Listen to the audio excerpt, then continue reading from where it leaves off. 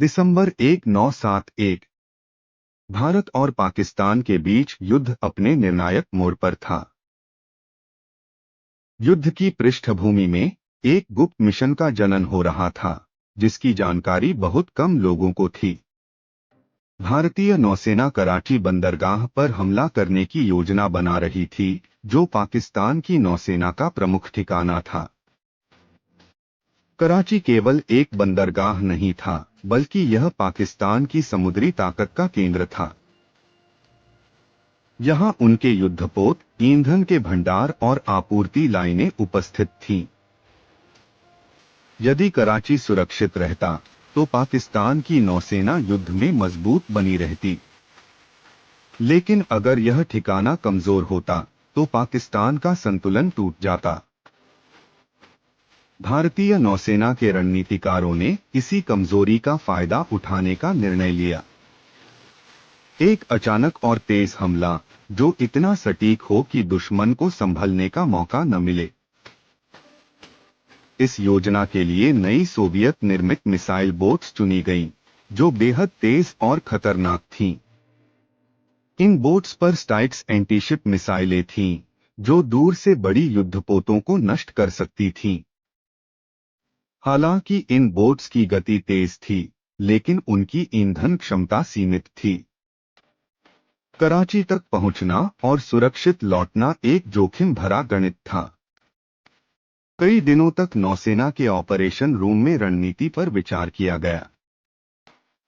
हर पहलू का बार बार विश्लेषण किया गया। अंततः एक विशेष टास्क फोर्स बनाई गई, जिसमें कुछ मिसाइल बोट्स और सपोर्ट जहाज शामिल थे, जो गुप्त मिशन पर निकलने वाले थे। इस मिशन का नाम ऑपरेशन ट्राइडेंट रखा गया, जो भारतीय नौसेना के इतिहास का सबसे साहसी समुद्री ऑपरेशन बनने वाला था। 4 दिसंबर 1971 की रात अरब सागर पर गहरा अंधेरा छाया हुआ था। इसी अंधेरे में भारतीय टास्क फोर्स चुपचाप कराची की ओर बढ़ रही थी। रेडियो पर सन्नाटा था, कोई अनावश्यक बातचीत नहीं, केवल आवश्यक आदेश। हर नाविक जानता था कि जितना गुप्त मिशन रहेगा, सफलता की संभावना उतनी ही बढ़ेगी। जैसे जैसे जहाज दुश्मन के तट के करीब पहुंचे, तनाव बढ़ा। सामने पाकिस्तान का सबसे सुरक्षित नौसैनिक अड्डा था। अचानक रडार पर हलचल दिखाई दी। पाकिस्तानी नौसेना के जहाज गश्त कर रहे थे। भारतीय टास्क फोर्स ने इंतजार कर रहा था। आदेश आया, मिसाइल सिस्टम तैयार करो। मिसाइल लॉन्चर सक्रिय हो गए और सभी नाविक अपने स्टेशनों पर पूरी सतर्कता से खड़े हो गए। कुछ ही सेकंड बाद अंधेरे आसमान को चीरती हुई पहली स्टाइक्स मिसाइल दागी गई। समुद्र की खामोशी एक भीषण धमाके से टूट गई। दुश्मन का युद्धपोत निशाने पर आ चुका था। कुछ ही पलों में कराची के समुद्री क्षेत्र में विस्फोटों की आवाज गूंजने लगी।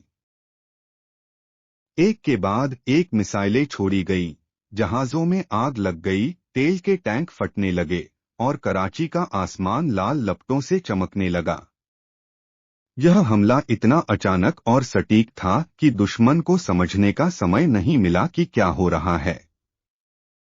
लेकिन हमला जितना सफल था, उतना ही खतरनाक भी, क्योंकि अब भारतीय जहाज दुश्मन के तट के बेहद करीब थे और उन्हें तुरंत वहां से सुरक्षित निकलना था।